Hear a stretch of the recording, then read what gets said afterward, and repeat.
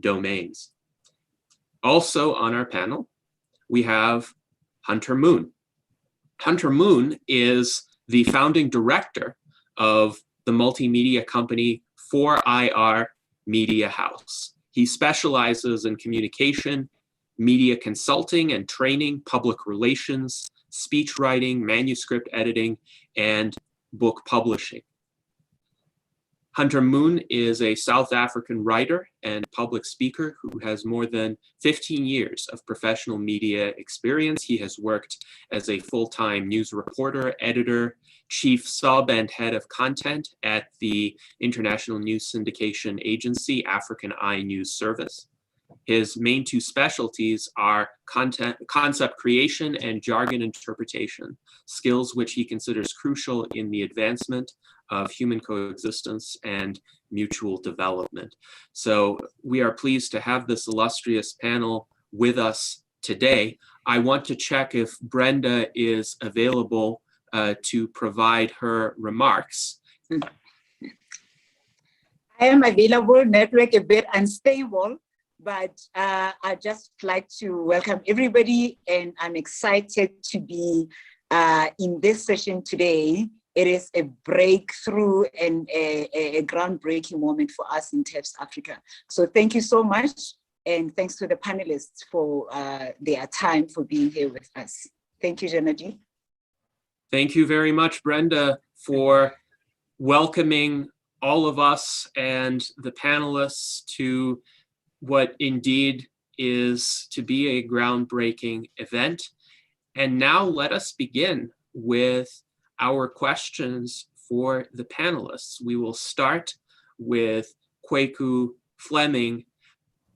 Kwaku, can you tell us a bit about MEST and its work in facilitating engineering innovations in West Africa? Happily. And I've really enjoyed, by the way, it's a great pleasure to join this conversation, which I think is broadly about Africa's future. I've really enjoyed hearing MEST spelled out. So we know exactly who we're talking about. It's Meltwater Entrepreneurial School of Technology, affectionately known as MEST. And MEST is a training program for tech entrepreneurs, and also a seed fund which invests in the startups that come from those tech entrepreneurs, and then also a network of incubation hubs across Africa. And our Meltwater is founded by Meltwater Foundation, which is really focused on solving this problem where we realize the founder, Jorn, why am I drawing a blank on his last name? Lysigan, has identified that, correctly, that knowledge, ability, capability, talent is everywhere, but the opportunities aren't everywhere. And so MEST was really established to make sure that the smart, innovative, courageous tech entrepreneurs in Africa have also the training and the resources to be able to make a statement and make a go. And we are watching some of these young entrepreneurs develop these startups, which many of them are successfully growing and scaling and making an impact. You asked about technology, and our focus is tech startups, and we train and provide a lot of support in development of coding, programmers, developers, but largely the real thing is solving the types of problems and challenges that we encounter in our society through innovation. And so that's what we're really about. Empowering innovation in Africa so that we can change the narrative. I mean, I'll happily go and share a little bit more, but I'll stop there. Yes, please do, because this is quite fascinating in terms of finding the many talented individuals that exist perhaps young, talented people who want to do something with those skill sets, and empowering them to actually have the ability to make a difference. So when you find a talented individual, perhaps someone who is very young, what do you find to be the necessary set of steps to transition this person into a role where he or she could effectively lead a startup? A great question. Let me step back. The first thing I would say is that we work in a wide variety of of sectors and domains. But what they all have in common is that there are some technology gaps or technology challenges that our entrepreneurs can solve. So actually, my colleague Fiona is probably going to be a little better at explaining exactly sort of the steps or what's involved in the engagement that we have with the young entrepreneurs. But in a nutshell, we take them, we train them in the nuts and bolts of coding. But then more importantly, we're looking at entrepreneurship. So we're looking at business management, creating the right kind of solutions, having a customer focus in all of your work, collecting information about what the real problems are, getting to the core problems, and then practicing innovation tools. How can I be more creative and innovative? What are some of the frameworks, or what are some of the tools that we can use? And importantly, not getting bogged down and being able to try things out. We understand that there's a mindset that's most effective, and that's one that you are ready to take a risk. You're okay if you make a mistake or if you fail. These are mindset kinds of things that are also a part of the training of a young tech entrepreneur. So I'm going to not try and give too much in detail. I mean, a lot of the work that I do is with later stage companies. And so for the early startups, we have a quite elaborate program, but I think my colleague may also be able to weigh in on what happens in that program. Most importantly, one thing we see in common for all of the young entrepreneurs who become a part of our program, and by the way, we might have 1,000 applicants, and that means young people from around Africa who would like to learn about entrepreneurship, who would like to learn about technology and coding. But we're only able to accept, maybe each class, maybe a smaller number, maybe 40. And so we're particularly looking for those who obviously, have the capability, who have the smarts. Obviously, they tend to be college graduates who have drive and a vision. They want to do something really unique. But just as importantly, the challenges and the problems they want to solve are important ones. If they're successful, then they really improve the lives of individuals or the lives of those in our society. So we want to pick important problems, the solving of which matter and make a difference for us. Yes, indeed. And I think the world is greatly benefited by this proactive focus on finding and solving problems that are important to the advancement of humankind.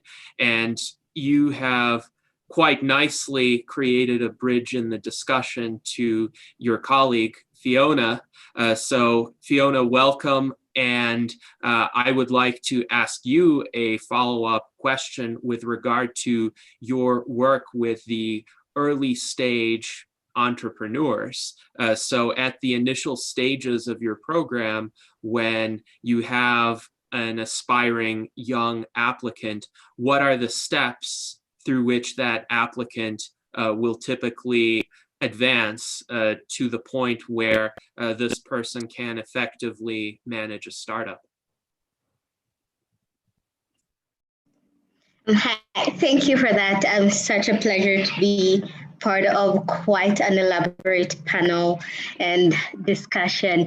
I mean, it all boils down to the recruitment process, of which initially it looks at, as my colleague mentioned, the mindset of the entrepreneur with regards to the willingness to learn, the willingness to create, the willingness to innovate, and even to go out of the box, be the outlier out there in terms of figuring out solutions that really mean something to the target market that they will ideally create these solutions for. So once they are, onboarded onto the program, initially using the previous model that we did have for the training program, we like going off on a model of ground zero in terms of once they are recruited and are being onboarded, we do reach out to them and have a conversation and be like, let's all assume we all know nothing and we're all learning from the ground zero going up, because the training program is not only seen as a skill-based program where they come to learn different business acumen skills to build the startups or to even integrate. These are individuals working with people from across Africa, meaning they have to engage with different temperaments from different parts of Africa that people really have to in terms of engaging. And this is essentially a good sample size with regards to the market that they're going to be reaching out to and working with out there. So it also looks into the personal development as individuals, meaning they will have to really work within themselves to learn how to communicate. And this is taught by our various, fellows that we have for the training program, where they do undergo a series of, communication classes where they learn how to deal with different founder conflicts. And something we commonly did with the training program is we had what we call guest lecture series, which is where we bring experts from outside or the entire ecosystem, both within and without Africa, to let them know of their journeys. This also instills in them a sort of discipline and understanding that for you to really be a successful founder, you have to put yourself in a framework that literally you can't quit. Even when the odds are against you, you really can't quit, because there is a target market that is depending on you. So you really have to shape yourself into that individual who really answers the question of, these are the people that I would like to solve this problem for, because essentially they are stereotypical problems. For example, looking at one of our companies called Kweza, who is sort of looking at the last mile, service provision, where different shop owners are able to come together and order the stock together and get it in one bundle instead of incurring all the different costs and time inconveniences for that. So this is something that they really focus on, what is happening in the grassroots in their own countries. So it really forms them and is something really close to heart. So that is how essentially through the program and through this quarterly guest lecture series, where they're also tasked with building new companies, going through the market research, literally creating traction, and then coming and pitching and receiving feedback. And within the first and second guest lecture series, they're literally not allowed to carry on the initial idea, so that they can have the discipline that things fail as companies, and it's up to you as the founder to really find it within you and the team to learn how to pivot that idea to become something more essential and more impactful in the ecosystem. So yeah, it is definitely kind of a two-way traffic where it's both a skill-based training and also a personal development journey throughout the year, because I mean, it's dedicating a whole year of your life to the program. And with now the new model of the training program that is launching this year is working with a bit later stage companies, not too later stage, but post-traction companies, where they will go through some of our 6 to 12-week programs, such as the pre-MEST, MEST Express, MEST Skill, to really dig deep within them and understand, do you really understand what it takes for you to grow your business as it is?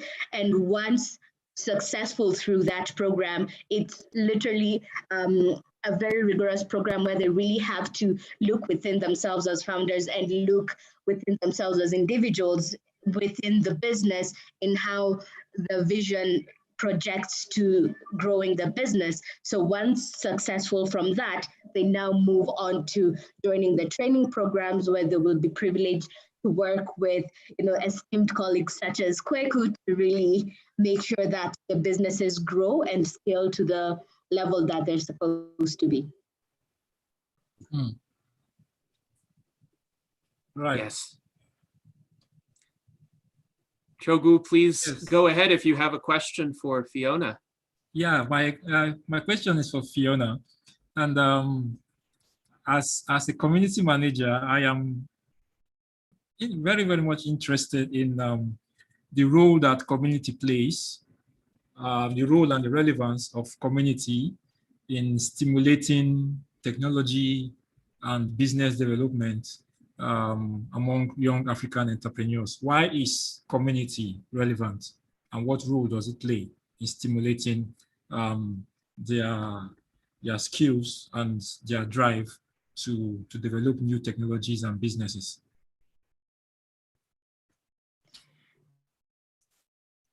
Right. Community is essential. Community is people. Is the people you engage with, is the people you talk to every day, the people you pass by the streets. Community essentially is sort of like a conglomerate of or a mix of, your target market, your potential investors, your potential partners, your potential co-founders, your potential employees. So community is very relevant with regards to the growth of startups, especially early stage and later on, because this is where you get to leverage the different ideas and the exchange of ideas across.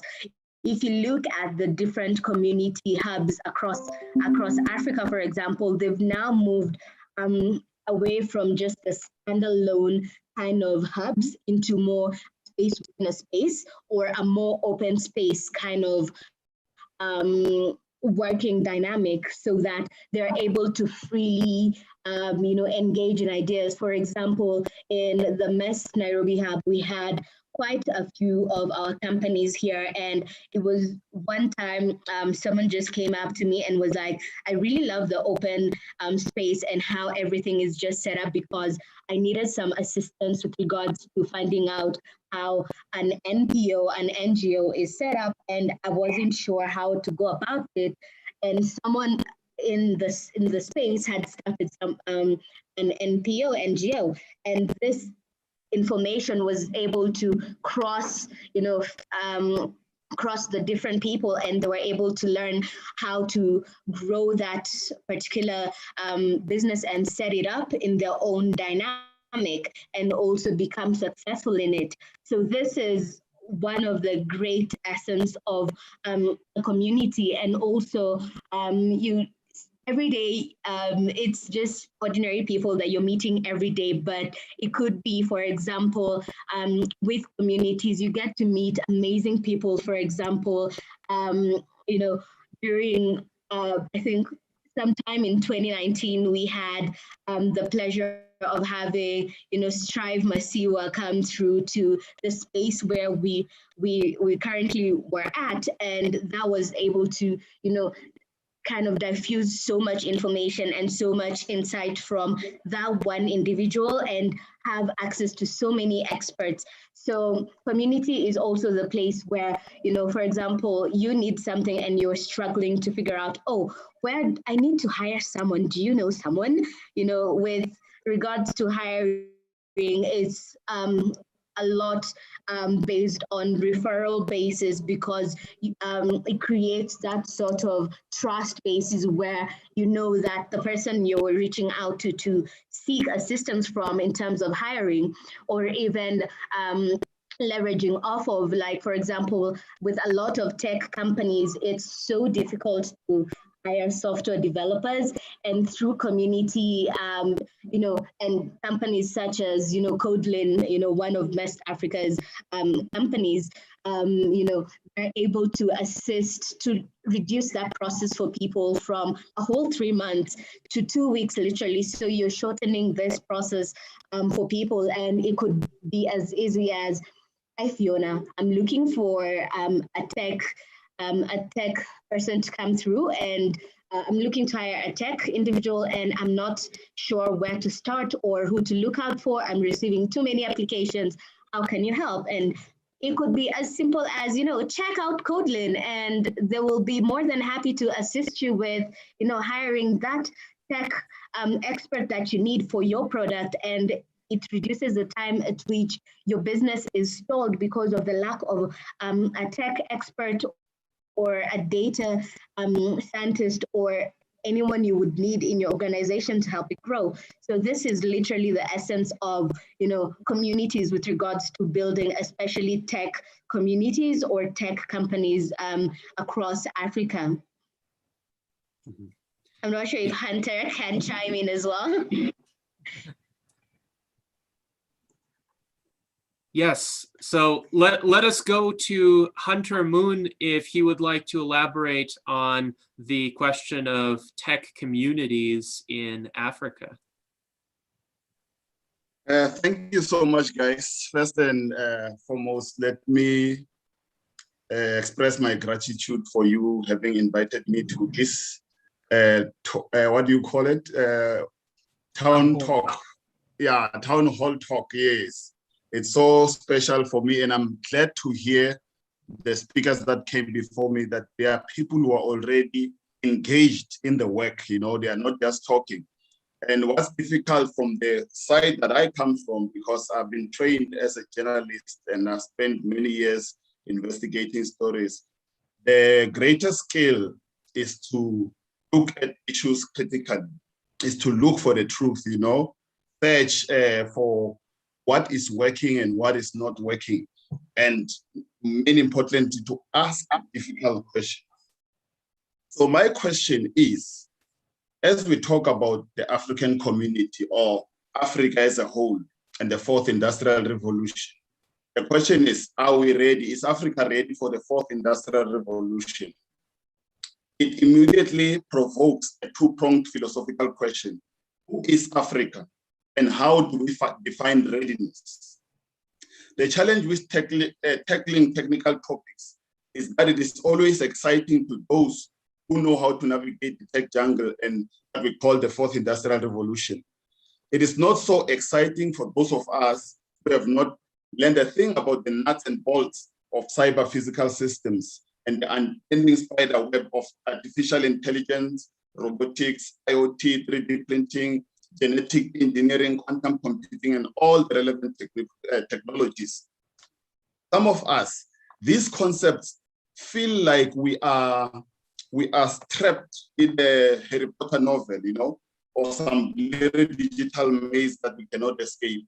As a result, there is that silent 4IR panic that has found residence in our chest without producing any lump in our throat, because we do not know how to emotionally respond to the onset of all these cyber-physical realities that have actually previously found shelter in scientific fiction. So consequently, it is my contestation that we cannot begin to unbundle the future when we are stuck in the past. What do I mean? kickstart an honest dialogue on the fourth industrial revolution within the African borders, we must first avoid the temptation to find ourselves, peddling an intellectual Ponzi scheme on the continent's imaginary rise to the pinnacle of scientific discovery and technological development. That is a realm for Afrofuturism writers and filmmakers who possess enough enthusiasm to fancy themselves competing with the likes of Steven Spielberg. Therefore, it is my plea that we put the fiction aside and examine the reality of where Africa generally finds itself as far as the fourth industrial revolution is concerned. So for that to happen, we need to tackle what is called technophobia. It is a documented fact that the African continent boasts a lot of natural resources such as gold, diamonds, iron ore, platinum, uranium, crude oil, grain, tea, etc. These resources have invited a lot of colonial powers, political kleptomaniacs, and international investors. However, when we look at the technology that we are boasting about, it cannot be said that the continent of Africa produces enough technological products to attract the superpowers. So when we speak of Africa and technology, we need to avoid the fictionalization of our situation. What is the situation? We need to concede that Africans are as apprehensive of the fourth industrial revolution as the rest of the global population. We need to accept that when it comes to artificial intelligence and Internet of the Things, or the Internet of Things, there is what we call mechanophobia, which is the fear of machines. In fact, as we stand on the holy ground of our fast-paced 21st century agora, the correct term to use is AI phobia, a fear of artificial intelligence. It is therefore my argument that for the African mind to find safe passage into the next industrial revolution, we truly need to be honest with ourselves and to investigate this past relationship and indeed this sentimental experience with Western technology.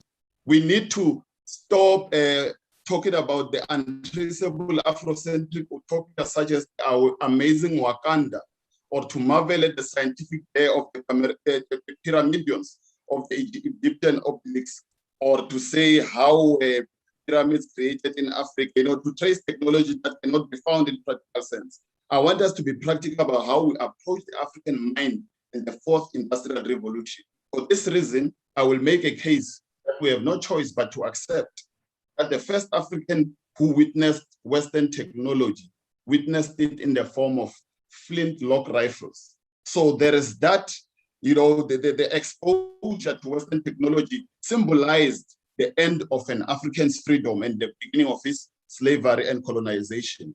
So as the centuries have passed, Western technology was used to eradicate the memory of the African story or our heroes, our Ubuntu, our cultural sovereignty and basic human rights and the dignity of being. So as a result, ideas of new technology, the community that my colleague Fiona was talking about, it carries, within the African mind, ideas of new technology carry an epigenetic resistance in the general African body corporate. This is the reality and not the fiction. It is, however, not the reality of the African alone. Workers across the globe are asking themselves the question, will 4IR take my job? Instead of wearing opportunity spectacles, many are walking through the technological maze blindfolded.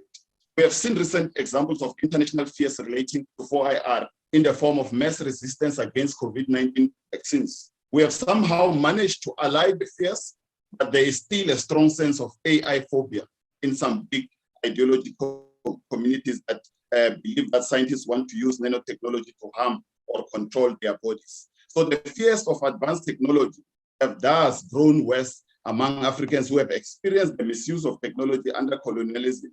So we need to recognize that here we are dealing with what I call the PDF trauma. PDF represents psychological database filing. Out of the abundance of the database, the man shall behave. Our behavior or the resistance against the technology or development is because there is wrong wrong information that has been instilled in many communities about the dangers of technology, war, eradication, the population of the nations. So how do we, as people who are championing the fourth industrial revolution, come to say, here is the way we can do it in a better manner that can free this African from the fear of technology, which is it's a reality, it's not a fiction. All right. Thank you for that presentation. And to pick up from there, I would like to throw some questions from you back to Kweku. And but before that, I'm glad you raised some of the points you did. And recently, there's a book project I am involved with, and part of the questions they ask is Africa ready for the fourth industrial revolution, like you asked? But also such questions like artificial intelligence and African ethics, or robots and African communalism.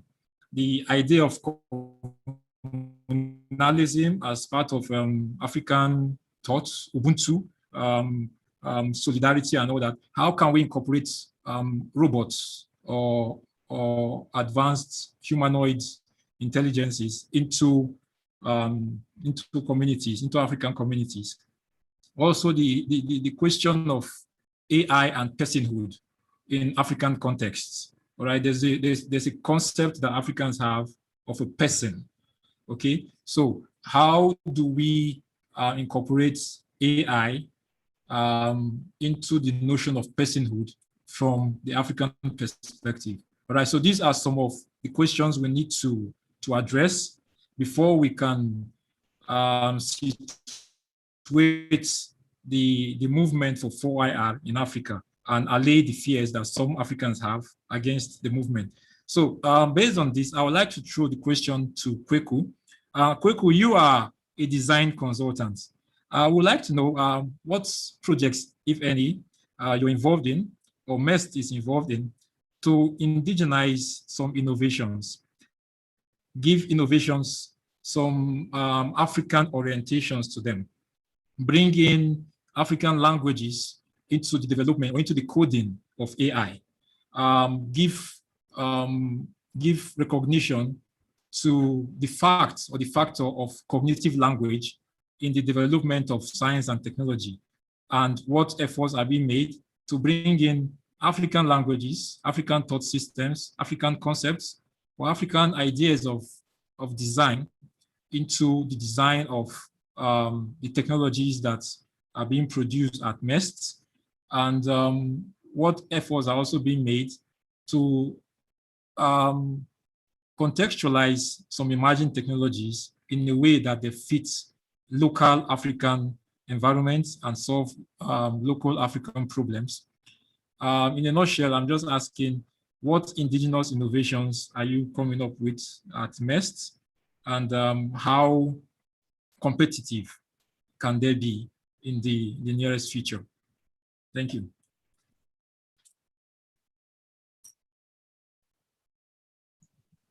Kweku, you need to unmute yourself.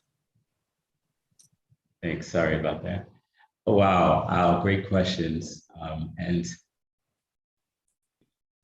let me start by saying, I hear you, Hunter, when you talk about how ready we are or are not, how predisposed we are to fall behind in the race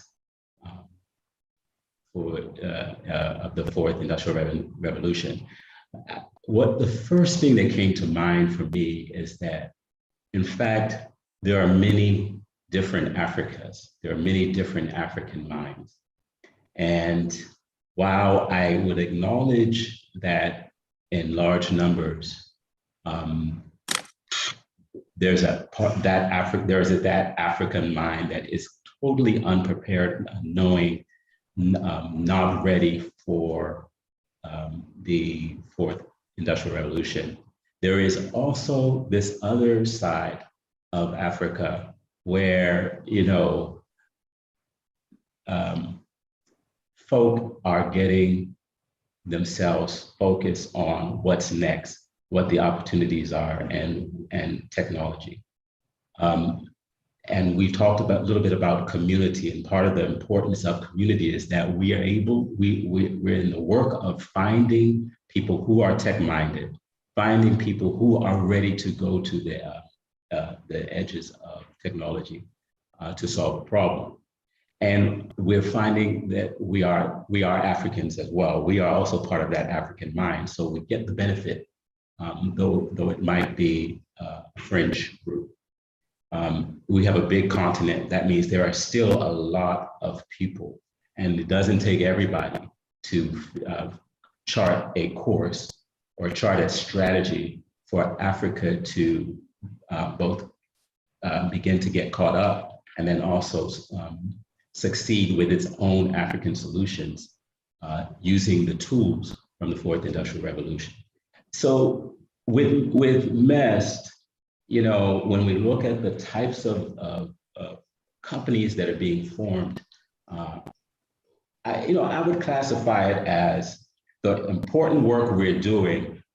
For the most part, we're not at the edges, but we are doing that infrastructure building that will allow us to take the solutioning to the next level. What I mean is, the entrepreneurs are finding that in whatever domain they are, if it's agriculture, if it's retail, whatever domain there is a basic fundamental problem that disadvantages us, and that's in most countries across Africa, where if you want for something to happen effectively and efficiently, you need for information to flow smoothly. You need for material to move around quickly and smoothly, and you need money to pass it smoothly. And in most of our environments, none of that's happening. So where our entrepreneurs are they are finding the gaps that are causing us to be, for things to cost more, to take longer, to not work, right? Lights going off. Why is that? Well, let's solve it. It's an infrastructure problem, but it's also a design and technology problem. So our entrepreneurs are looking at fixing value chains, so that the value chains, you know, meaning the different components that go into delivering value from whoever's making it to whoever needs it. In West Africa, in Ghana, most value chains and most industries are broken. There are gaps, there are holes, there are problems, and all of that is costing us time, money, frustration, right? We can't compete. We cannot compete. We have to solve those problems, and that's what our young entrepreneurs are finding them in so many different domains, and solving them with the technology that's available right now. So on all of those can be solved with technology that doesn't really have to be the latest, but some of them are using AI, some of them are bringing in machine learning. But by and large, we're using tech that was available, that has been available, but hasn't been applied in Africa, or it hasn't been applied in West Africa yet, and we're using it. Now, to your question though, Chogwu, when we solve problems here in Ghana, what we've learned very well, especially in technology, is we cannot take the product that works in Turkey or that works in India and then change the name and bring it to Ghana and expect that it's going to work here. No one's going to buy it. You'll be surprised. People will buy it and then they won't use it. And so figuring out what it is, what it takes to apply technology reasonably in a way that's at the wavelength and the speed of our culture and our economies, that works in the way that we need it to work, that's a lot of the hard work. That's the good news in some ways, because that's why when we bring these young entrepreneurs to work on it, they know our communities, they know our process, they know how it has, they can solve the problem better than anybody else in the world once they have the tool. So we make sure they have the tools. I can't, it is so important for us as a continent to figure out how we are going to leapfrog and catch up, if not go beyond the rest of the world. And that is always an opportunity on the table, but it takes planning, it takes strategy, and it takes groups focused on that large systemic problem as well. That is in and of itself a big challenge for us, those of us who are concerned about the future of Africa and creating an Africa that's independent, that's vivacious, that contributes, that where scientists are at the forefront of development and design and contribution. That to me is a domain that's critical. It's important. I've sort of put my hat in that domain. I would say though, organizationally, that is not our specific focus and MEST, but we also realize that you gotta have the folk on the ground solving the problems today, right now, so that we can create a smooth pipeline.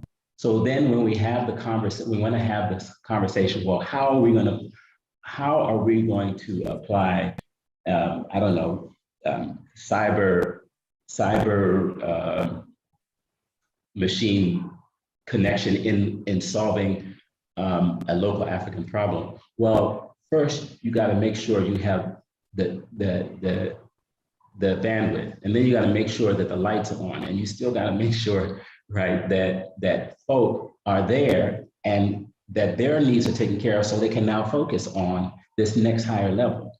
So with MEST, we are taking young, bright folk who are ready to solve that problem that's right at hand through technology in a way that no one else in the world can do it, because they know this place, they know how we have to solve these problems, and they're actually motivated to do so, perhaps beyond those elsewhere. So, I'm really excited about the potential of Africa on the global landscape when we're looking at these latest technologies. I will add to one last point. I said there are many, many different African minds. There is another important African mind that we cannot overlook, and that, of course, is the African mind, wherever it is found in the world, that happens to be operating in these latest technologies, because they are also part of the solution. And part of when I think about what challenges we face, I also have to look at what resources we have, and increasingly more and more, especially I'm looking after having seen a transformation happen in the year of return that was in 2020 here in Ghana, that brought folk from the diaspora from all over the world to be in Ghana over the course of that year. The conversations changed. And while I didn't sit in on any about specifically the fourth industrial revolution, I assure you though that if you bring up the conversation in Accra today, you will find that African mind, both here in Accra and also those from abroad who are absolutely a part of this solution for Africa. So I would just add that it's not all hope lost, though we know we have a race to run. Excellent. Thank you for your comments, Kweku. And indeed, it is important to recognize some of the differences across Africa in terms of receptiveness to technology, in terms of different cultures and how to adapt business models to those cultures, just as it would be important to do so in the United States or in Europe or in any part of the world, and also to recognize the opportunities that may exist there if you have, for instance, a population that is more receptive to certain advances, or that is willing to entertain new ideas for overcoming long existing problems that could be an entry point to overcoming perhaps some of the issues with technophobia or with basic infrastructure difficulties that have been mentioned. And we are quite pleased today to have entrepreneurs and thinkers from throughout the African continent to illuminate some of these differences. And here's a good opportunity to bring in our fourth panelist, Rachel Sibande, who founded mHub in Malawi. And Rachel, I would like to hear from you. What was your inspiration for founding the first technology innovation hub in Malawi? And what is the environment that you have encountered there in terms of the tech entrepreneurs who are willing to undertake this work and the general receptiveness to technological entrepreneurship? Thank you very much for having me today. So, I mean, growing up, I was a very curious child. I liked to break radios. I wanted to know how phones worked. I was just a curious person. And I think that is what set me on the path of training to become an ethical hacker and ultimately into, computer science. And now I've been navigating through big data and those spaces. So it's that curiosity, the desire to know, the desire to, solve problems, to invent, to develop new things that drove me into developing the hub, because I realized that there are probably other young tech enthusiasts within the community that lacked a community to come together in a place that could nurture their technology skills and hone their talents. So that was the drive towards establishing the Tech Hub. Over the years, the hub has transcended not just catering for young technology enthusiasts, but broadly towards innovative entrepreneurs. We provide training with basic technology skills to advanced tech skills, whether it's building web apps, mobile apps, robotics, big data. And then into the entrepreneurship space, we also provide access to financing. So far, we've leveraged over $1.2 million in financing for innovative emerging entrepreneurs. We provide business development support, coaching, mentoring to startup entrepreneurs, those that are at ideation stage, to help them to build prototypes, and but also those that are post-revenue entrepreneurs. They already have a product or a service that's on the market. We've catered for entrepreneurs across the board. Like I said, we transitioned from just supporting tech entrepreneurs, but even moved into supporting entrepreneurs in the energy space, food, value chains, medical, edutech, you name it. So that's the space where we've been. In terms of the reception, well, I believe there's a lot of talent, and I think I'll then touch on something that colleagues have been discussing here around, Africa's readiness for the fourth industrial revolution. I believe that the largest resource that Africa has, among others, is actually in its people. We do know that, by 2030, over 1.3 billion of the African workforce, will be there waiting for jobs. And the fourth industrial revolution, as one of the colleagues here mentioned, sort of brings in some phobia. For some, it's loss of jobs, for example. For others, maybe it's the strange social neural effects that come with it, or indeed the collapse of civilization, or the colonization that we are seeing around, the big tech giants, the monopolies, the data colonization. And so I strongly believe that, part of the role that we have to play as a technology hub, as an innovation hub, is to build Africa's skill force by upskilling, reskilling, and adjusting our young people to new ways of working. COVID-19 pandemic is just one that has actually shown us why we really need to adjust to new ways of working. And in terms of reskilling and upskilling, it's part of the reason why we see a lot of interest from young people, because they see that we are in the fourth industrial revolution, and it's become more important to become somehow digitally savvy. I mean, it doesn't necessarily mean that we all have to end up becoming, virtual reality experts or Internet of Things experts or developers, but just becoming relevant in this day and age.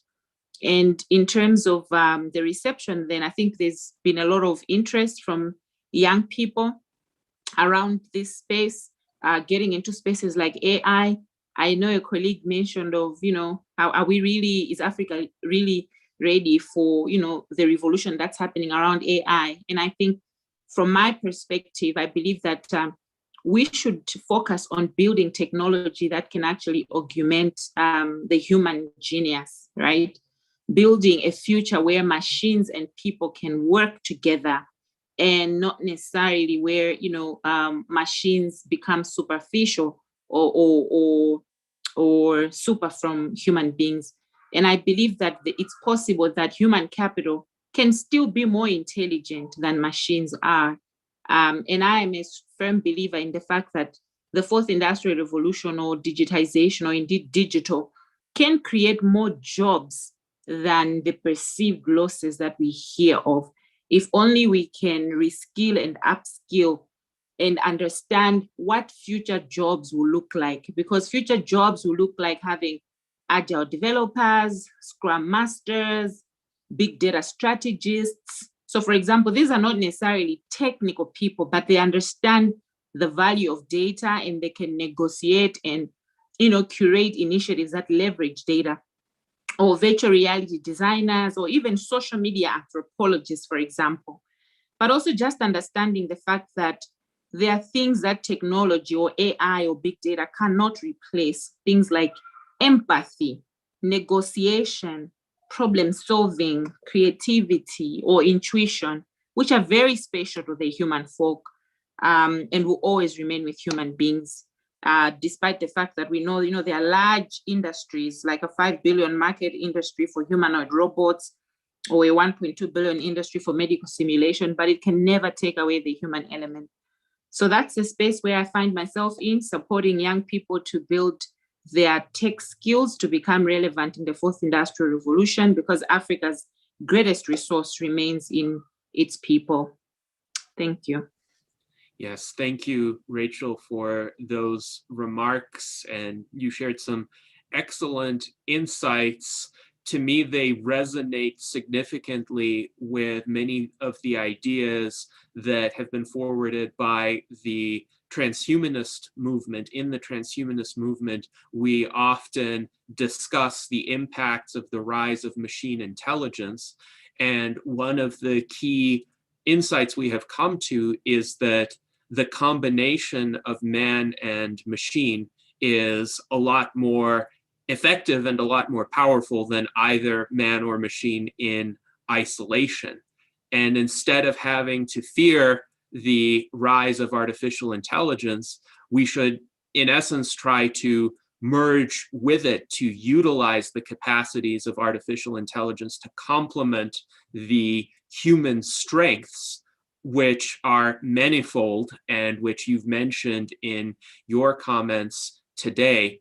And so I think this is a good time to ask the question with regard to how technology itself has affected the thinking of technology among various African communities, particularly because during the time of the COVID-19 pandemic, a lot of people have shifted to a greater preponderance of digital communications.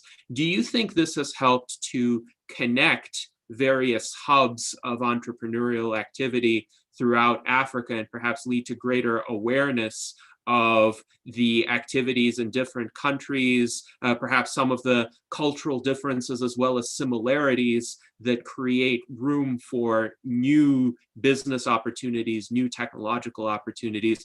I would welcome insights on this from any of the panelists. Hunter, please begin. Oh, thank you so much. I like your question, you know, especially given from what the other panelists were saying. My main challenge is we've all seen the COVID-19 pandemic coming towards us. Some of us have long been working from home. So we welcome other folks to join us to learn how to work from home. But that to me is not necessarily a point to take home, because what I'm noticing, especially from what I've listened to Rachel and Kweku, Africa, from where I'm standing, acknowledging the different Africas that we have, we seem to not be in a position or positioning ourselves to compete, you know, to become technological leaders, but rather to learn how to survive, you know, the technological times of the times that befall us. And for me, that is not enough. That is not where the conversation should be going, how to survive, you know, the advent of technology, the new phones. I'm looking at how can we, is there a conversation? How long will it take? For instance, Elon Musk had to migrate from Africa to the United States of America in order to compete with the best in the world. Now, is that the narrative that must be created for every African child? Or should we just tell them to, okay, participate in technology and survive? And, you know, practically speaking, I'm in a place called Bushbuckridge in South Africa, Mpumalanga. Practically speaking, there are 17,000 kilometers between rural Bushbuckridge and Silicon Valley. The question is, how do we kill the distance as Africans between Bushbuckridge and Silicon Valley in order for township children to participate in technological development without having to change their citizenship? So I was hoping that perhaps this conversation is trying to bridge that gap to kill the 17,000 kilometers. I call it the K17K, kill 17,000 kilometers. That's what I long for, because if we are going to, we've had a case in South Africa where a young person tried his best to become innovative and to play in the bigger spaces. And it was so sad that his technological invention, which we call the please call me, you know, when you can send somebody a message via your phone so that they can call you back. The poor guy is now in court. It has been 10 years. He's been in court demanding 10 billion rand from the network company that I don't want to mention in case maybe I get sued. But his idea was worth billions, and the court has ruled that the company should pay him, but they cannot agree on the amount. So now you see, now we're talking about side fears, side phobias, where you're not just apprehensive of new technology, but you're even apprehensive of participating in creating new technology, because for you to succeed, you have to give your idea to somebody else while you remain poor. You have to travel or migrate to America. So it is very, for me, it is challenging to say we are creating this community, but I'm asking, are we ready? Are we even on the path? How many years will it take for us to say we can at least be leaders in technology? Where are the safe havens for young, brilliant people with ideas to come and say, I have this idea. Can somebody work with me on this idea without trying to enrich themselves only? We don't mind. A person can be rich from your idea, but as long as you're not living from hand to mouth. So are we creating such spaces where great ideas can pop forth, where we know that we can create apps that can touch not just Africa, but the whole world? Because that's what competing is. That's what China is doing. That's what India is doing. Of course, that's what the Western world is doing. So the question is, are we ready to become players in this technology field, or are we simply surviving like we have learned to do with COVID-19?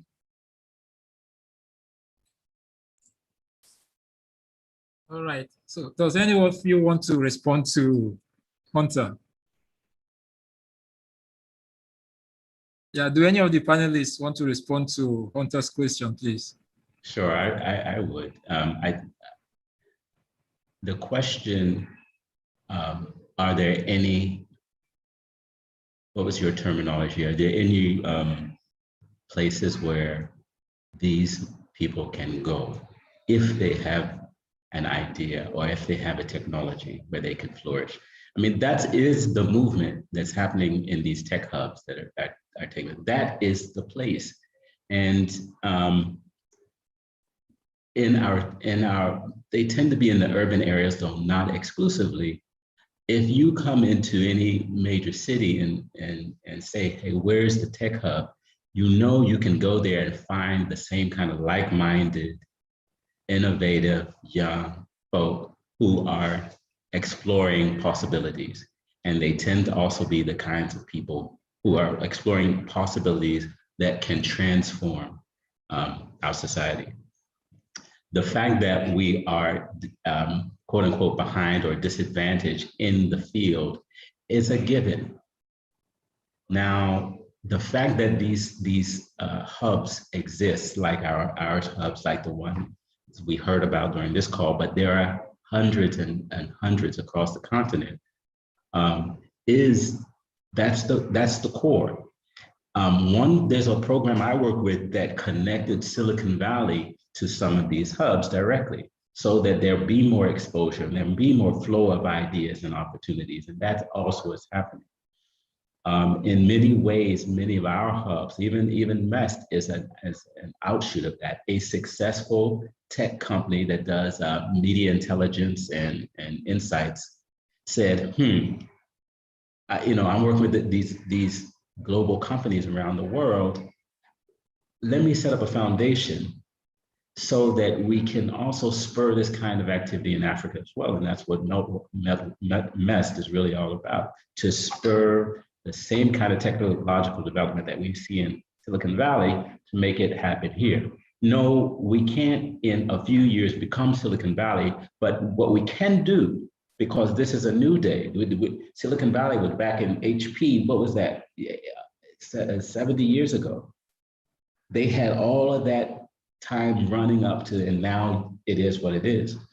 But we can partner with Silicon Valley in ways so that when you come into our hub, after you finish our program, and we've had, one of our partner programs is Y Combinator, which is a Silicon Valley accelerator.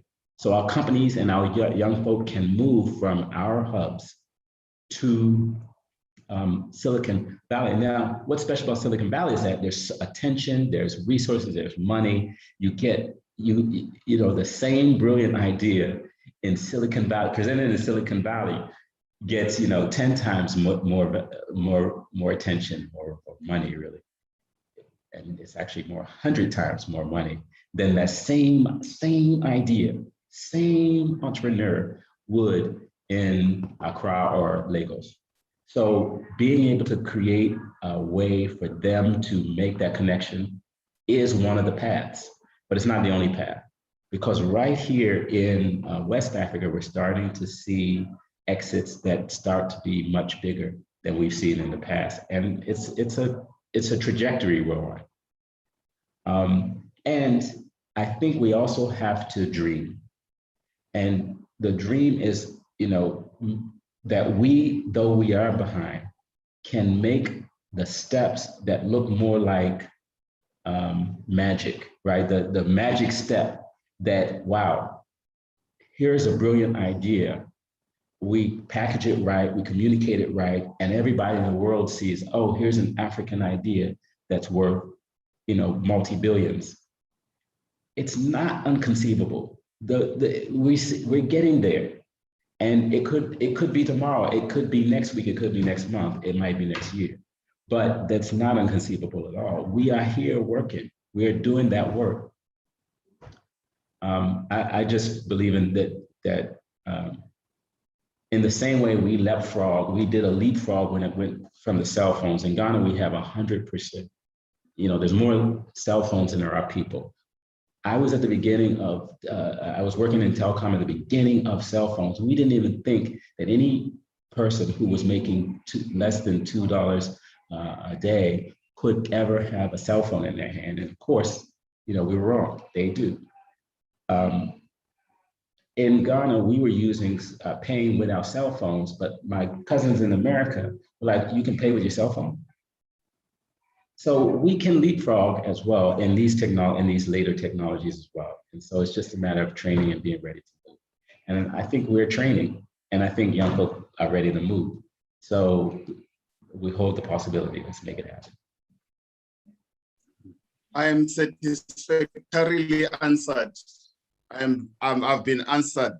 Okay. Thank you so much, because right. Without the hard questions, we're not going to make. You see, now what you've just informed me about is something that we can use at 4IR Media House to create media articles on what Ghana is doing to change the African technological landscape. And those are the real answers, to the real questions, where we are not talking at the outskirts, but we are tackling a real issue here. And I would like to, in future, get in touch with you just to get more information. Let's put this on social media everywhere where it's relevant, where it's needed, so that that dream and the hope can exist for many others who have brilliant ideas, but they do not know where to go. Thank you so much, Pep. All right, I've really enjoyed this exchange between Hunter and Kweku. And I'd like to pick from there to pose a question to Rachel in particular. I don't know, Rachel, are you still with us? I believe Rachel has had to leave for another appointment, but I wonder, Chogwu, if you could pose your question, and then we will see if the other panelists can answer it. Okay, Hunter has spoken about narrative, and at this point, much of what Africa needs is also a new narrative or a change in narrative. So I wanted to ask Rachel, or then any other person can answer, what he or she is doing individually and through their organization to change the narrative about Africa being this disadvantaged continent without opportunities, this technologically backward continent, into a new narrative of Africa as a place abundant, its resources, expertise, a voice to be reckoned with, and one that deserves a seat at the global table of industry and competitiveness. So what really is the effort being made at individual and organizational level to change that narrative? I wonder if Fiona has some thoughts on this question of changing the narrative about Africa.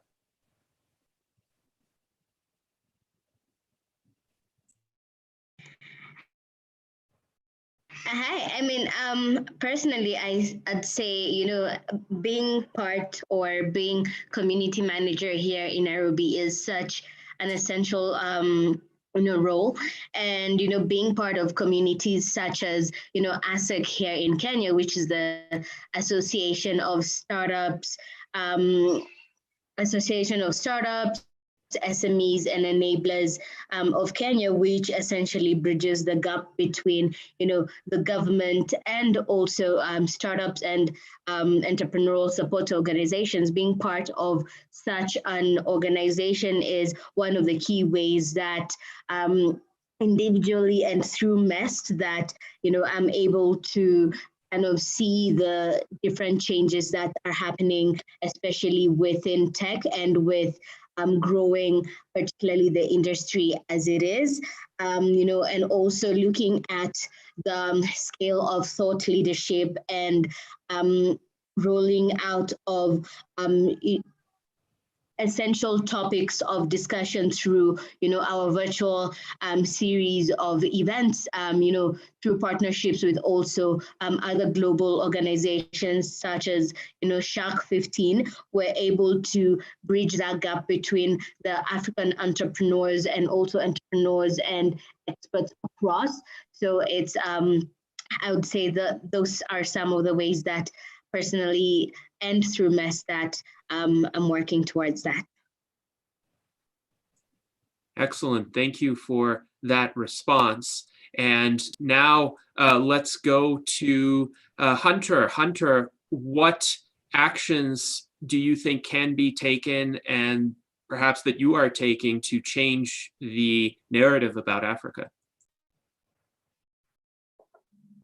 Well, that's a difficult question, but I'm happy that being part of this meeting, the town hall, is opening my eyes to new things. And I'm a writer, I'm an author, and I write on leadership. So these are some of the leadership questions that I'm finding answers to. But I believe there are at least five practical solutions that we can take home, all of us, especially the organization that is tough. Because I believe that what you guys are doing is just incredible work, never been seen before. That's why I'm willing to work with you so that we can promulgate the information, just planting the seed. But the first step would be to add on this work with MEST and other partner organizations, but as the founding, the TAFFD umbrella, or under the TAFFD umbrella, to practicalize, create a safe platform for Africans to express their fears of technology, number one. Number two, empower African multimedia companies like the one that I'm running to create consumable content that can effectively demystify the jargon that is found in technological products and platforms. It doesn't matter from where. Such companies can also produce, news stories that make it fashionable to associate an African with technology. This should provide concerted efforts in helping Africans understand the usefulness of technology for their well-being and development. There is a variety of examples we can give on the usefulness of technology. For instance, technology is not just a cell phone. Most of us, when we think technology, we think in cell phone.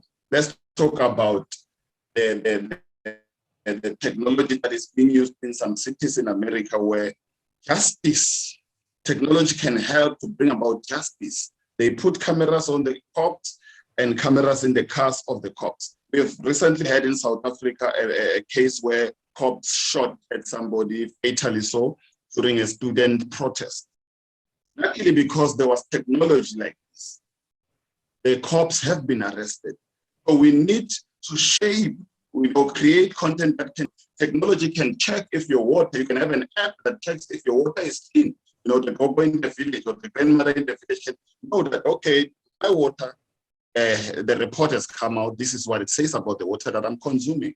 So there are many advantages that I think if we give such companies platforms, they can spread those messages. Number three, we must sponsor or facilitate sponsorship or the possibility of sponsorship for NGOs that can establish and successfully run rural techno rendezvous, for creative minds within the technology sector, where it's not about profit, but it's just about exposing young people to information about technology or even the fourth industrial revolution, if we can risk going that far. Number four, number five will be the last one. Number four, create what I call an Afrometric portal to help Africans with ideas meet well-meaning funders and or investors who has already given us direction, but let it be also the work of TAFFD to ensure that that happens intentionally, not as a byway of what is already happening. Also, number five is to create that K17K lobby group. We need to kill the 17,000 kilometers between Bushbuck Ridge and Silicon Valley by ensuring that stuff that is happening in Ghana and other places can also happen, because it is happening in Cape Town, in many other places in South Africa, but it's not for the rural man, the guy that I speak for, the guy that I ask questions on whose behalf I ask questions. The guy needs to know that there can be a K17K lobby group that can get our African governments on board of the continent's technological development and related issues. These talks to the matters of policy beyond the tabling of policy, but goes to the heart of policy monitoring and accountability. How can that happen? You need media involvement, you need lobby groups. I mean, is there any African newspaper that focuses on how governments are implementing or not implementing their 4IR policy mechanisms? Is it a reality that most African states attend to those issues that are in the spotlight? So that is my humble submission, that this is how we can tackle the African question in terms of technology going forward. Thank you very much, Hunter, for that thorough set of ideas about how to change the narrative about Africa. And now let us go to Chogwu for his thoughts on this question as well. Well, I think that it's a question that has many different levels. And I would just start at the personal level. I have no patience anymore for that outmoded, misinformation-filled rhetoric that suggests that it sort of repeats and repeats and repeats the demerits, quote unquote, of Africa. I just don't have any patience for it anymore. I literally had to train my mind and my thoughts to miss the message intentionally. And it's been literally like a life work, right? That we now have to train ourselves individually to block that message whenever we hear it, because it's very subtle, but it's pervasive. And so that's on a personal level, what I do, one of the things I do. You know, another one is to always be ready with the counter message when I hear it, particularly in the company of youth and impressionable people for whom that old message continues to be damaging. But then I think in the work that we do, for instance, at MEST, one thing comes to mind is that if you go to our website at meltwater.org, you'll notice that when we talk about what we offer in technology and invite young people to come and take a look at us, you look at all the images and you'll notice, wow, there are a lot of young women in the messaging who are part of our organization. But the point is that we're deliberate about how we're talking about what we do and what images we're using, because we want to make sure that subtly the young girls also know, oh, I can be a coder and I can be a technologist and a techpreneur, and let me go and apply without ever saying, girls, make sure you apply too. So in MEST, it's in every communication, provide the vision of possibility instead of that old message about, poor Africa. And then I think absolutely the real question, the question becomes a systemic one, right? It's really a big question. It needs campaigns and deliberate action. It needs collaboration across media, right? To change the message, to change the paradigm of thought in both the subtle and the large ways. One of the companies I worked with is a media company that does a program called The African City. It's a TV show. And what I loved about it was that while they grappled with the contemporary African woman's life and lifestyle in Ghana, you look at all the imagery and you see for many people for the first time, because they had a global audience, the beauty of the culture, the beauty of the society, the wonderful buildings, the fact that, all of the characters were smart professionals. I mean, those kinds of messages, we just have to see them more and more and more, which means we've got to write them.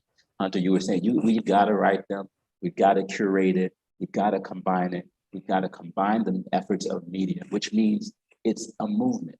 So it's another area where we need deliberate, focused action as a group. It takes planning and deliberation to make it really happen. But the good news is we know that through properly design media campaigns and properly design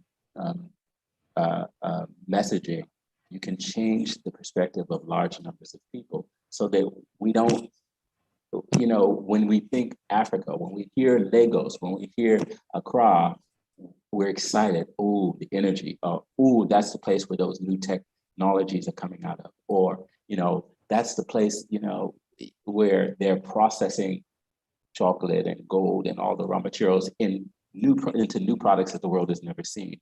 Every company that I come to work with, there is something that they are doing that no other company in the world has ever done before. There is something.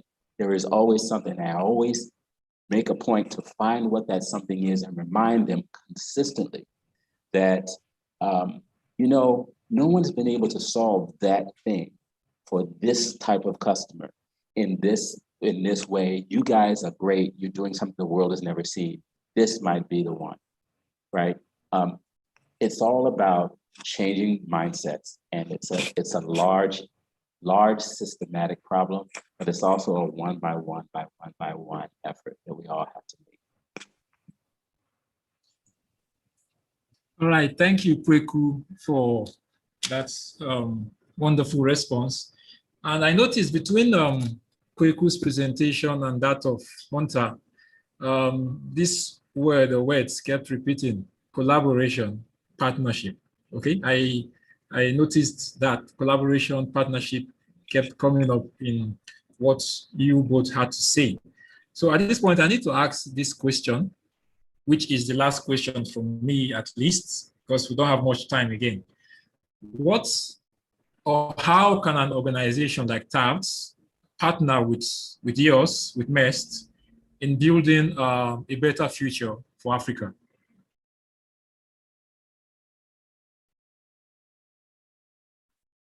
Well, I know for one thing, when I look across the different technologies that we're focused on, I came to notice today that we're working obviously in coding, we're doing ITC, but I haven't seen any of our companies that are doing human man machine.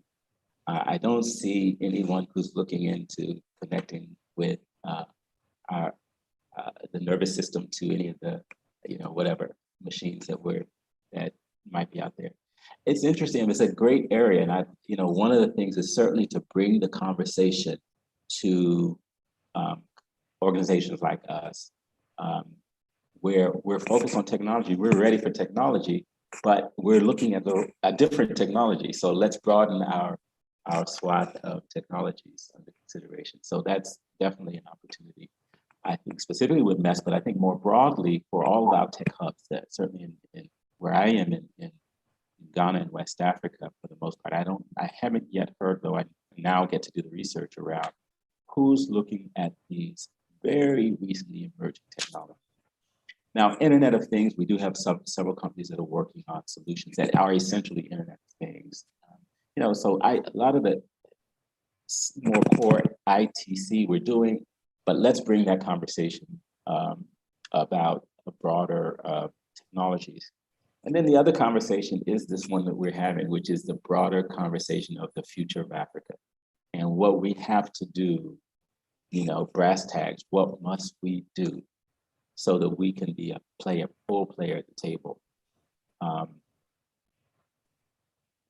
Individual hub like MEST, we can't do it all, though we're located in several different countries and serve young people from 14 different countries. We can't do it unless there's another hub that's also out there doing something, doing the part that we're not doing, and working together to make that happen. And that just means coming together. So coming together with TAFFD would just be another partner organization focused on the same thing. Yeah, sure, we want to see young people succeed. We want to see businesses grow. We want to see problems solved, but really we want to see a transformed Africa, right? And so everybody who wants to see that same thing happen, we all need to be at common tables. So I think that's certainly some opportunities for us. All right, Fiona, you want to weigh in on that?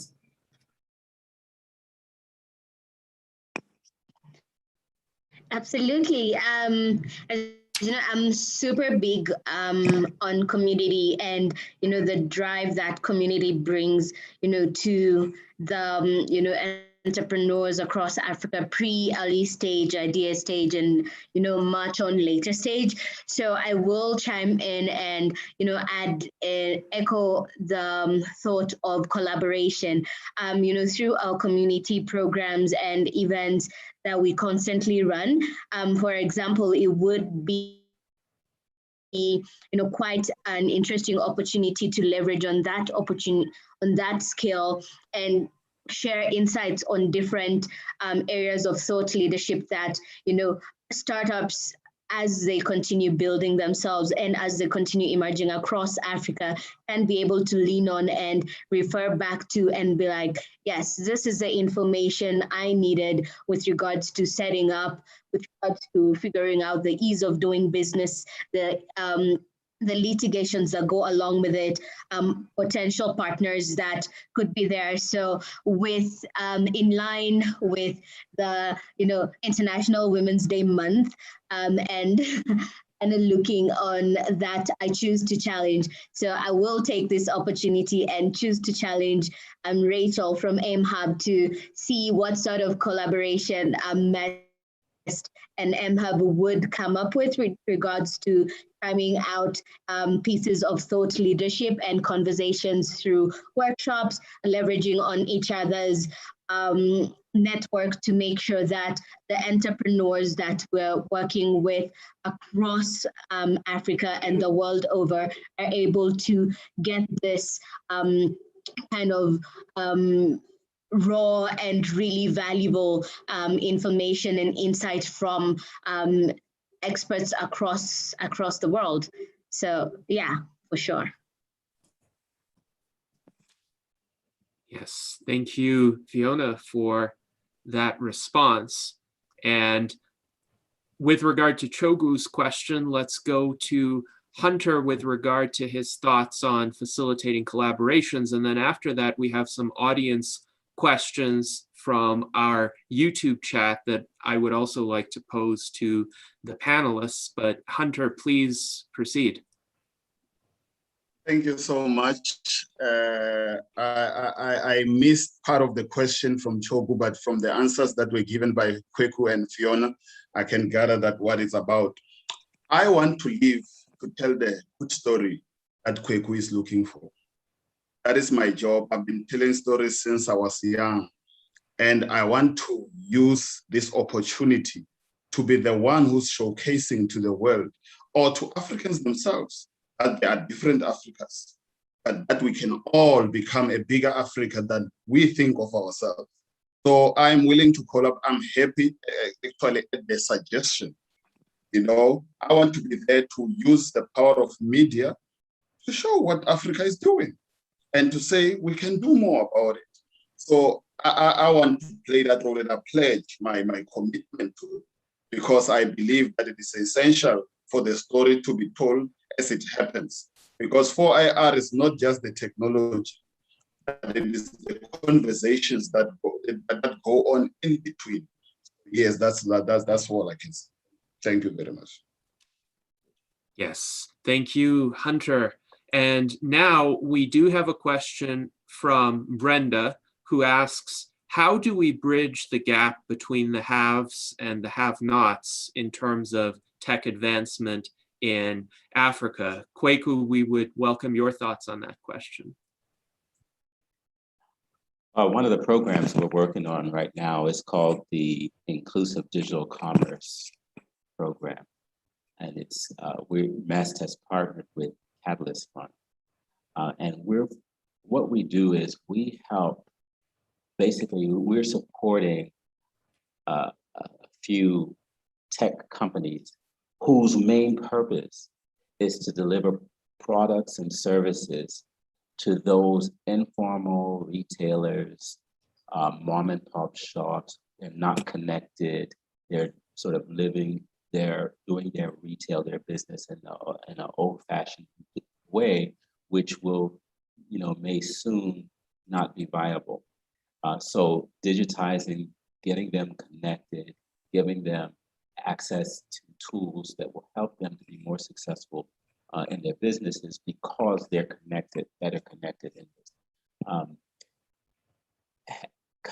Providing for the haves and for the have-nots is one of those underlying required activities. It's the table stakes of any business that hopes on one hand to succeed, but then also hopes to transform the African continent, because we do have a very large sector at that part of the pyramid. And so how do we bridge it? One is we continue to focus on the needs of those and bring new ideas, innovation, and technology to solving the challenges or addressing the challenges. We also have to acknowledge that this is we're asking us to solve big systemic problems that no one organization, of course, can solve. It takes deliberate effort and movement. So importantly, what it also takes is innovation and creativity and making solutions that look nothing like what we've even thought of in the past. So, big problem, big question to solve. On the one hand, by making sure most of our companies are essentially impact companies. They're bringing value, but they're also making an important impact. And often that impact is with those people who are at the lowest economic ranks. So that's one thing for sure, because by continually addressing and making life better for them, we're actually improving our societies. But then we have to confront head on, and that starts to look like policy change. That starts to look like changing how we do government or address government, changing how our industries, come together or work together, or how we deal on the economic level. And all of that is that's big, challenging, systemic questions. So, until we come to the table with that specific question, with a commitment to innovation and solving it with things that have never been done before in the past, I don't think there's much hope of getting us at the systemic level, which means that our organizations, or those organizations that are focused on transforming Africa, that's got to be a part of their work. How do we change, if we have an economic system that's not working for more than half of our citizenry. So how about we try something different? How do we bring in a sharing economy, so that more people can get more done, even though they don't have money on at hand? So, like, one of the companies is looking at the question of how is it that people who don't have money ready, how can they still make the purchase of the things that they absolutely need? So using technology, microcredit, connecting them to others, people who can be surety for a loan, changing the whole terminology of loan. Those are the kinds of things that some of the entrepreneurs are looking at. But to be sure, again, this has also got to be something we look at from a policy level and be ready to be completely out of the box and innovative.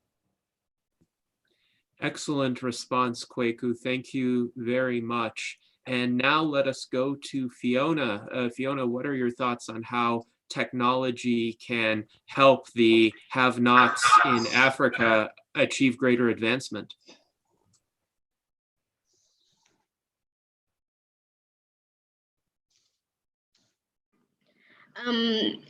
For example, a big problem here in Kenya is, solving the financial issue of especially the unbanked, figuring out how the people in the rural areas who essentially do not have access to, smartphones where they can freely check their accounts or even know how to set up bank accounts in order to have savings set up for themselves and for their businesses. This is something that is really essential. So solutions that are currently coming up with regards to especially the incorporation of USSD in them is really helping them, the have-nots really tap into that essence and resource of technology. For example, you're looking at most banks here in Kenya are now really reaching out to the grassroots and having them through their social circles, things called chamas, which are social circles of a group of people coming together and putting their money together to be able to save and create some development for their families or for their community through that. So that is something that is currently happening, and also providing them with things like access to loans. The have-nots have not really been able to access this sort of privilege, because the amount of documentation they will need to share out or to even give the banks in order to qualify for loans, for example, for their businesses, or even small loans to be able to take their children to school. This is something that is really not helping them a lot. And one of the best companies called Invoicia is really helping the have-nots, such in this case, to really access this kind of funds without really essentially needing to give out a myriad or a booklet worth of documentation, bank statements, to be able to access these loans. And looking at also some of the companies here in Kenya, essentially with regards to how big agri-tech is here in Kenya, looking at some of the companies, for example, Trigger Foods, for example, is really working on that kind of scale where, farmers are now able to really get the value of what they really need to get with regards to their produce, and, sourcing for this kind of produce, with the exception of the middleman, is really assisting the have-nots to really receive the value of their hard labor and to really adapt to a tech kind of format where they're able to get these services for free, and even at their own leisure, with just access to a small feature phone that they're really able to just type in a quick USSD code and have access to, for example, ledger accounts in terms of what they need to check in their businesses, how the business is doing, to order new stock, to really just make sure that the money is also safe with regards to the social associations, which are called, SACCOs, that they're able to really save through. So yeah, that is, definitely one of the ways that, technology is really helping the have-nots to kind of migrate through technology without having to really stretch beyond bounds to acquire technology equipment such as smartphones to really have access to tech. Thank you very much, Fiona. And both you and Kwaku provided some excellent concrete technological solutions to some of the obstacles faced by the have-nots in Africa. Now I would invite Hunter to provide his thoughts on the same question: how can technology help uplift those segments of the African population that may still be living in poverty or with significant material deprivation? Thank you so much. I have a dog named Diba. So Diba enjoys, dog food, and he also enjoys meat. So the other day I had cooked with the pot, the 3-foot pot that we use from outside with firewood. So I had cooked some delicacies for him in that pot. And then what I would normally do is just take a portion, give him today, then another portion tomorrow morning, and maybe in the afternoon. So what happened is that Diba, I cooked for him, but had an emergency. So I had put the pot aside from the fire. So I had an emergency and I left. When I came back the next day, I found that he had eaten from the entire pot. He has taken everything. And the only reason he did that was because the pot was left open for him. So the sense of the story is that we have the internet. It has been opened for us as Africans. I have friends who earn money from YouTube content creation. And I'm starting to notice that this is actually something that works, that can uplift people out of poverty. The pot has been left open for us. I'm not saying or suggesting that we are dogs, but I'm saying there are ways for us to fight poverty using the internet. So I'm challenging the young person who asked the question that try to learn everything you need to learn about the power of YouTube and how to create content that can be viral, that can bring in the income, what needs to be done. So those opportunities are there. I call it the odd economy. It's very odd, to tell your parents that I'm back from university, but I don't have a job. I'm going to create content for people on the internet. It's so odd. It's not something you dream of. It's not something that you plan on doing, but it is working for many people across the globe. So let them take advantage of those opportunities that exist, because there's a story of 4 men who were said to be lepers. They were thrown out of their city into the wilderness to starve and die there. So when they were sitting there, they said, if we stay here, we are going to die. If we go there, we're going to die. It is better for us to die there. So the thing is, let us not stay here. We already asked difficult questions. Where are we as Africa in terms of technology? But then if we stay here or choose to stay here, we are going to die. So let us go, and we'll find the opportunities that await us at the other side of the world. Thank you. Yes, thank you very much, Hunter. And indeed, I would like to point out that as transhumanists, we are trying to communicate the same message to the entire world, essentially. If we persist with the status quo or just acquiesce with the status quo, we are all going to die.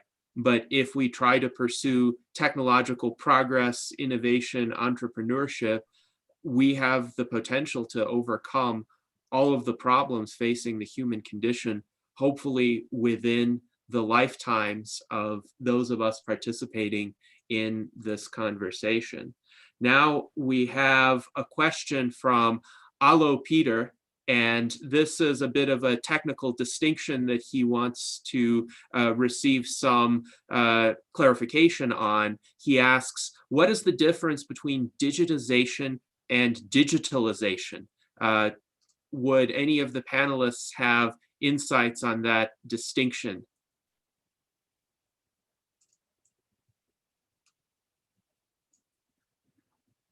Kweku, I think you're trying to answer the question. Well, I'm making a comment. I'm not sure I'm answering the question, but it's a question that came up in my thoughts within the last week as well. And I thought it bizarre and curious because I've worked with companies who have been working on digitalization. And so I didn't look it up. I didn't go and ask and go and find the answer to the question, and yet it comes up. Digitization. The base is digitized. The base is digit, and you're digitizing, so you're turning something into digits. Digital is, while digital is also based in digits, digital is digital versus analog, as opposed to digits, which is digits versus, what's the alternative of digits? A digit or not digit.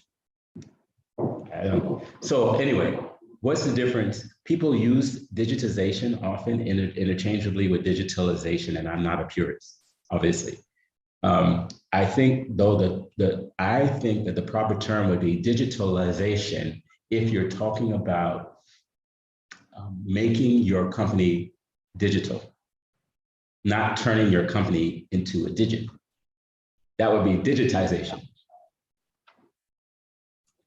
Yes, thank you. And it does seem like digitalization is the more comprehensive term for describing the transformation of a company into an entity that can interact with the tools and technologies of the electronic age, as opposed to just digitizing a particular process, like having your data on a computer system somewhere.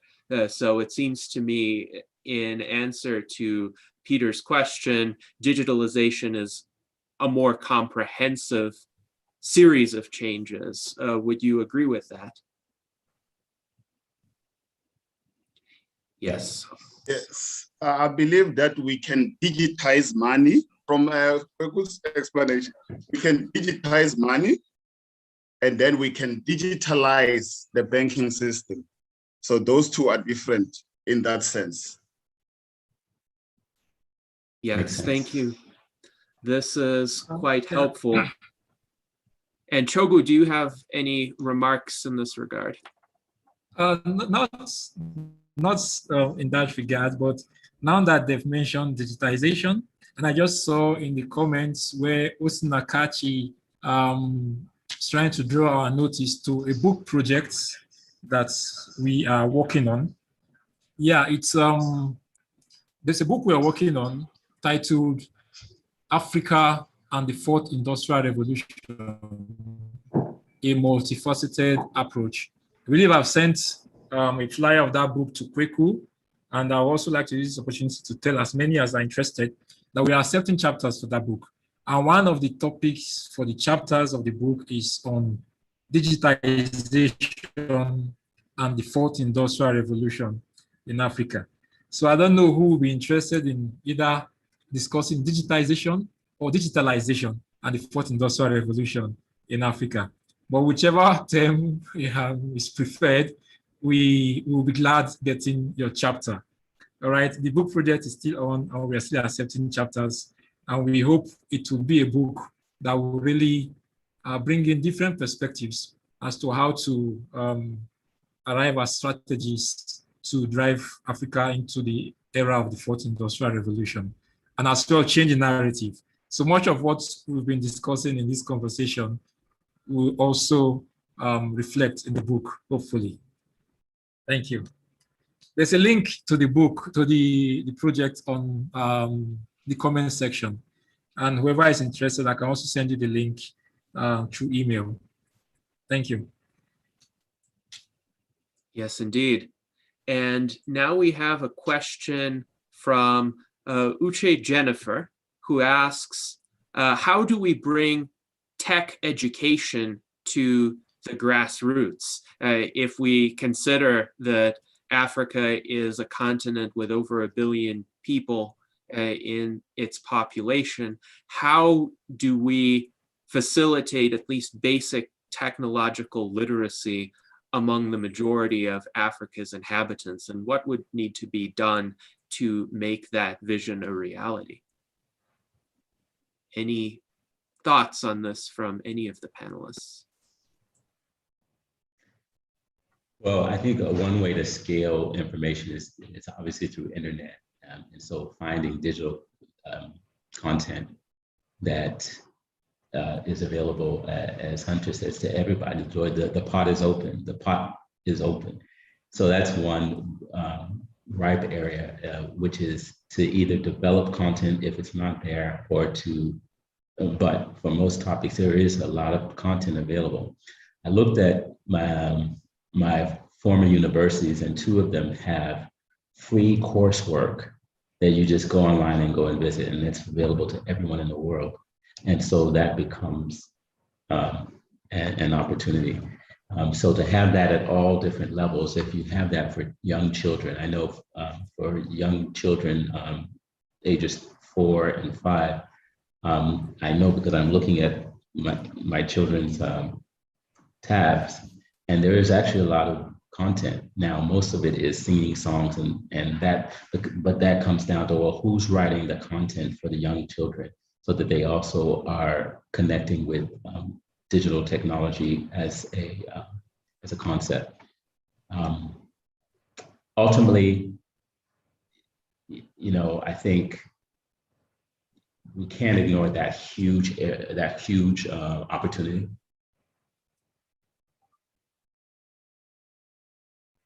Oh, I think Kweku, you became muted for some reason. Sorry. Our organization is a training organization as well. So one of the things we do is we canvas across Africa for anyone young. You don't have to have already been an entrepreneur. You just have to be interested in being an entrepreneur, interested in being innovative. And we offer the training. So there are increasingly ways to get information, digital training, digital education. And we just have to, I guess, be open to share them, find them, and create more of them. Excellent. Thank you, Kweku. And we are approaching our 2-hour mark, which will be the conclusion of this panel, but I would invite any final thoughts from both Fiona and Hunter with regard to this question of grassroots education, as well as any other comments you would like to make before we conclude.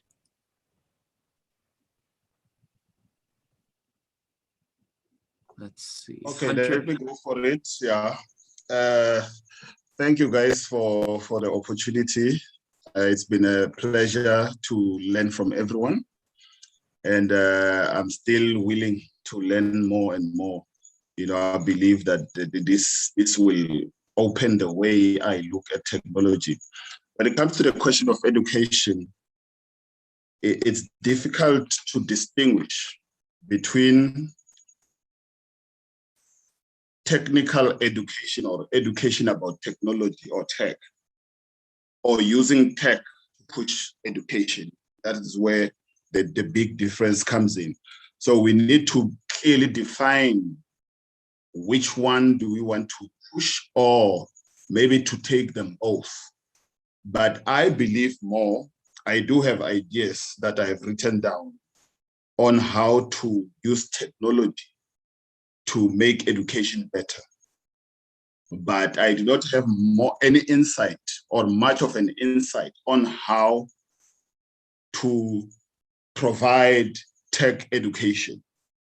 So I believe that education will be better off being technicalized or being digitized or digitalized, and to make sure that everybody gains access. But the road is not smooth, it's not simple. I have authors under me who have come to me saying, can't you just publish this book on Amazon?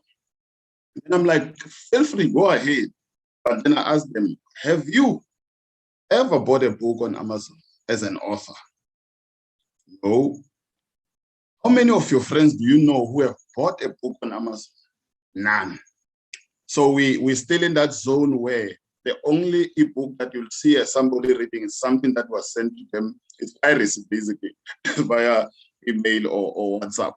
So there's still a big challenge. While we have these dreams, there's still a challenge of educating the African mind to understand that technology is our friend. It's not, people are afraid to trade their money, to buy something using their money because, there's cyber crime and all these other challenges. So we need to expand how we propel the message or take the message, disseminate the message to the African mind that technology is your friend, it's not your enemy.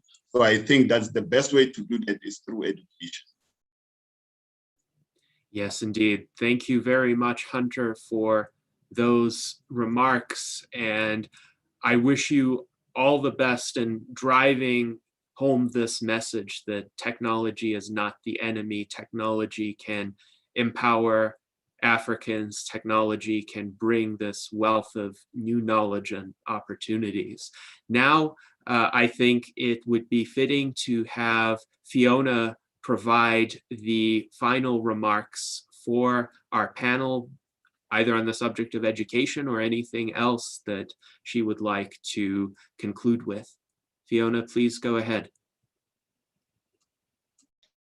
I would say with regards to education, really dive deep with regards to finding that information that you need to make sure that your startup, that you as an individual is moving up the ladder with regards to tech, because tech is inevitable in its advancement across the world. And with or without it, we are going to be a world that is heavily influenced by technology.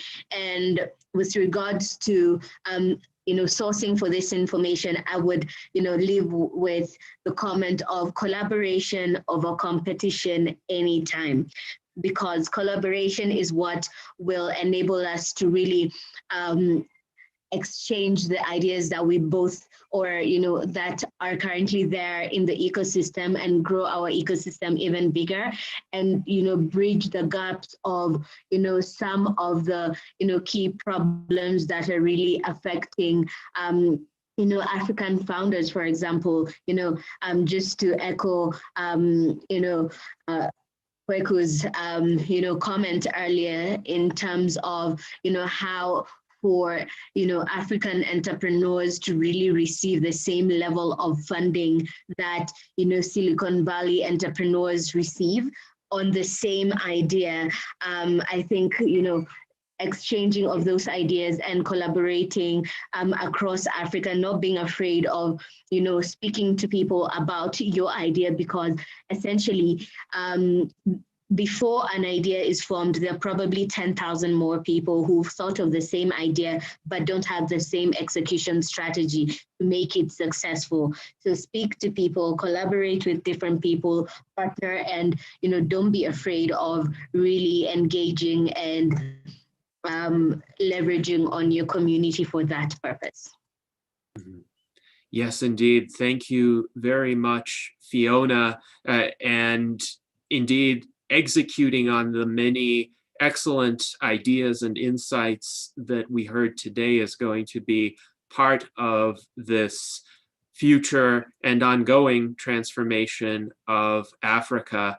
And it is just a great honor and pleasure to hear insights from some of the people at the forefront of this transformation. So thank you very much to everyone who joined us today, to Kweku, to Fiona, to Hunter, and to Rachel.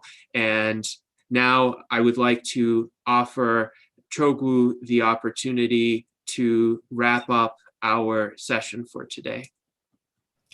All right, thank you, Janadi, and thank you, Kweku, thank you, Fiona, thank you, Hunter, for being available at such short notice, and also thank you to Rachel for honoring our invitation to be here. It's been a wonderful time. We've had an explosive discussion, so much insights, and so much to be reflected on. I am so happy that we have people out there carrying out the work that we need in building the technological infrastructure in Africa, as well as in inspiring a new generation of African youth into becoming technopreneurs. We are the future. Africa is the future, and the future of Africa also relies on its youth. So by that deduction, the future of the world relies on African youth. And I am happy to have connected with minds like yours that is involved in the work of inspiring and building a new generation of African youth that is ready to take on the world. Thank you for this conversation. let's see how we can keep it going, build it into more conversations, more collaborations. And of course, TAFFD is always ready to work with any of you in any area that is needed to push Africa and humanity forward. So thank you once again. It's a pleasure having you on this program, and best regards.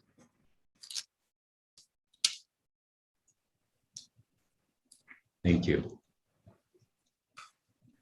Thank you all.